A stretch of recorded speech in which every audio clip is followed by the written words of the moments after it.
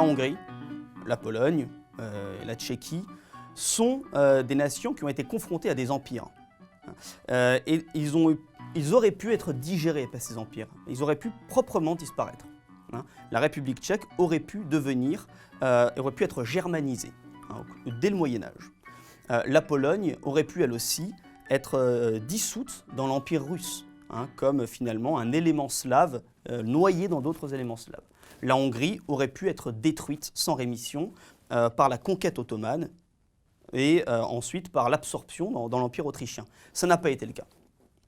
L'histoire de l'Europe centrale, c'est l'histoire de nations extrêmement résilientes, et c'est cette résilience-là qui est aujourd'hui à l'œuvre, en fait, dans cette confrontation avec un certain mondialisme. Alors concernant la République tchèque, c'est un pays particulier parce qu'il était intégré au Saint-Empire romain germanique, qui était le corps politique de tous les éléments germaniques de l'Europe. C'était un élément slave, mais il a développé une monarchie à l'intérieur de cette puissance, au point que Prague était devenue le cœur de l'Empire au XIVe siècle. Ensuite, des guerres de religion, c'est la réforme hussite en Tchéquie, qui anticipe la réforme luthérienne, vont semer un profond chaos en République tchèque, vont affaiblir le pays, et pour le faire simplement, ça fait 4 siècles, depuis la bataille de la Montagne Blanche en 1620, que les Tchèques n'ont jamais résisté à une invasion armée. Simplement, les Tchèques, à travers la culture, à travers leur conscience nationale, ont perpétué un destin qui aujourd'hui refait surface et trouve un appui aux côtés des autres nations de l'Europe centrale. Alors l'autre nation d'Europe centrale, c'est évidemment la Hongrie, que j'évoque dans le livre avec de nombreux détails.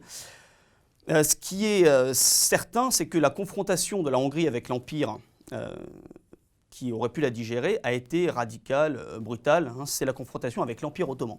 L'Empire ottoman a écrasé les nations slaves des Balkans, les Bulgares, les Serbes, et Byzance a cédé en 1453. Pendant toute cette période, c'est la Hongrie qui est le rempart de la chrétienté occidentale face à l'islam.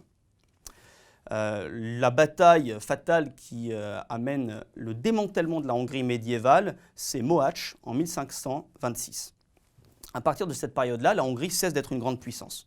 Mais elle a toujours conservé des élites nationales qui ont défendu les libertés du pays face au sultan, face à l'empereur germanique.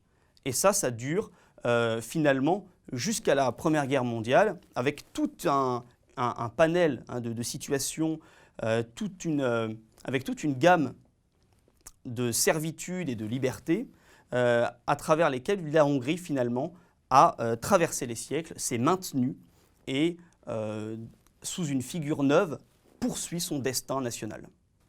La Pologne, c'est initialement la sœur jumelle de la Hongrie. Les deux pays se rallient en même temps à la chrétienté occidentale, autour de l'an 1000.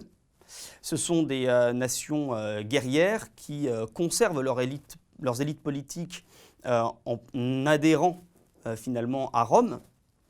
Et ce sont des pays qui, en revanche, vont évoluer différemment au Moyen-Âge, puisque la Pologne va s'entendre avec la Lituanie pour former un immense ensemble, alors que la Hongrie entre en confrontation avec les Turcs en n'ayant pas réussi à défendre les nations orthodoxes de l'impérialisme ottoman.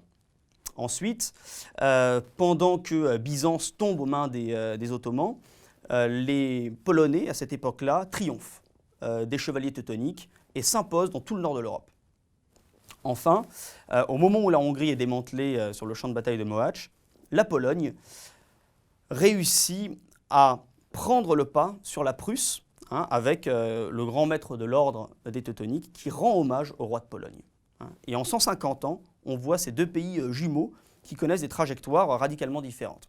La Pologne, elle va rencontrer son destin de nation d'Europe centrale, contrainte par les empires, un peu plus tard. C'est au XVIIIe siècle, au moment de la montée en puissance conjointe de la Russie, qui rassemble finalement les terres orthodoxes slaves, et de la Prusse, qui rassemble l'Allemagne du Nord protestante, puis l'Allemagne entièrement. Et c'est à la fin du XVIIIe siècle qu'en 3 partages successifs, la Pologne va disparaître de la carte de l'Europe pendant environ 120 ans.